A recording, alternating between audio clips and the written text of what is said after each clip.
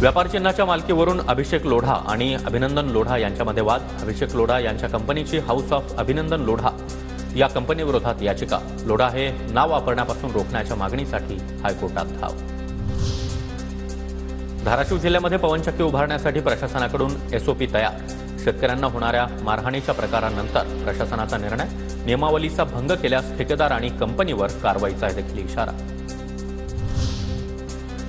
छाननीच्या नावाखाली सरकारनं लाडक्या बहिणींचे अर्ज बाद केल्यास राज्यामध्ये मोठं आंदोलन करू।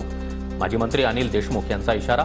तर बहिणींना 2100 रुपये देण्याचं आश्वासन तातडीनं पूर्ण करा, देशमुखांचं फडणवीसांना पत्र। रिक्षा आणि टॅक्सीच्या दरामध्ये 3 रुपयांची वाढ करण्याची मागणी। रिक्षा आणि टॅक्सीच्या युनियनकडून भाडेवाढीचा प्रस्ताव मान्य झाल्यास रिक्षा भाडं 23 वरून 26 रुपये तर टॅक्सीसाठी 28 रुपयांवरून 31 रुपये मोजावे लागतील। बुलेट ट्रेन प्रकल्पामध्ये बोगस कागद दाखवून कोट्यवधी रुपये लुटले। माजी केंद्रीय राज्यमंत्री कपिल पाटील यांच्या कुटुंबियांनी पैसे लाटल्याचा सुरेश म्हात्रे यांचा आरोप। सांगलीमध्ये आज सकल मराठा समाजाकडून 1 दिवसीय धरणं आंदोलन। संतोष देशमुख हत्या प्रकरण, सोमनाथ सूर्यवंशी मृत्यू प्रकरणी आंदोलन। सकाळी 11 वाजता आंदोलनाला सुरुवात होणार।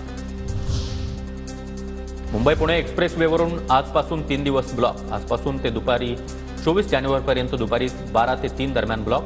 एक्सप्रेसवेवर गर्डर बसवण्याचं काम असल्यानं वाहतूक बंद ठेवण्यात येणार। नागपूर गोवा शक्तीपीठ महामार्ग रद्द करा। अंबाजोगाईमधील शेतकरी आक्रमक।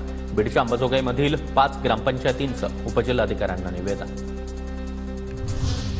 तीर्थक्षेत्र दर्शनासाठी राज्याला अतिरिक्त रेल्वे गाड्यांची प्रतीक्षा। कुंभमेळ्याच्या पार्श्वभूमीवर उपलब्धता नसल्याचं राज्य सरकारला पत्र।